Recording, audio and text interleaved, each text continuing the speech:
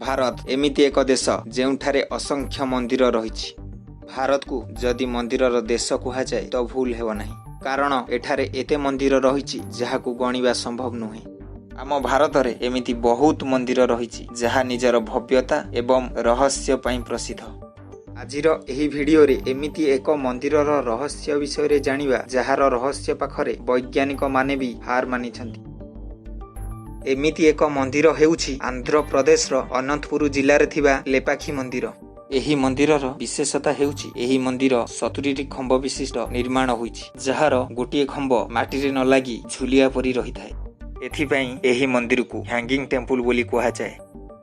मंदिरर एही रहस्यमय खंब प्रतिदिन एठाको आसुथिबा लक्ष लक्ष भक्तंग पई सबुठ बड़ रहस्य होई रहिछि।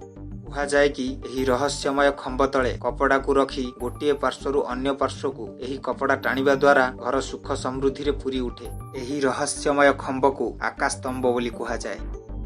आश्चर्यर कथा ये कि एही मंदिरर गोटिए खंब माटी को न लागि झुलिया भली रहिछि काहेकि एहा विषय रे केही किछि भी जानि नाहंती। एहा आज भी एक रहस्य होई रहिछि।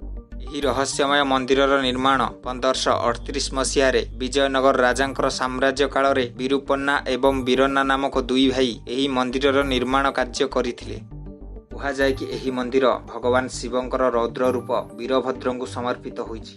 एही मंदिर रे रहिथिबा देवीଙ୍କୁ भद्रकाली बोली कहा जाए। एही मंदिर परिसर रे भगवान विष्णु, भगवान शिव एवं भगवान वीरभद्रଙ୍କୁ समर्पित 3टी मंदिर रहिछि। भारतर सबुठारु बड़ नागलिंग प्रतिमा एही मंदिर परिसर रे रहिछि। सबुठारु आश्चर्यजनक कथा हला एही विशालकाय नागलिंग प्रतिमा गोटिए पत्थर रे बना होइछि, जहा गोटिए पत्थर रे शिवलिंग सहित 7 फणा विशिष्ट नाग रहिछि। एठारे एक नंदी प्रतिमा मध्य रहिछि, जहा भारतर सबुठारु बड़ नंदी प्रतिमा हेबा सहित देखिबाकू बहुत आकर्षणीय होइथाय। एही नंदी प्रतिमा 27 फुट लंबा एवं 15 फुट उच्चता विशिष्ट विशाल नंदी प्रतिमा, जहा गोटिए पत्थर रे बना होइछि।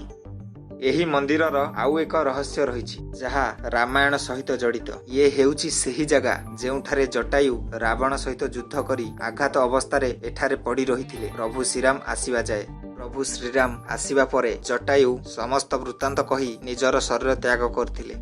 जटायुंक अंतिम संस्कार परे प्रभु श्रीराम एक शिवलिंग स्थापना करथिले, जहा रामलिंगेश्वर नाम रे जणा जाए। सेबेठारु एही स्थान एक पवित्र स्थान बोली माना जाए।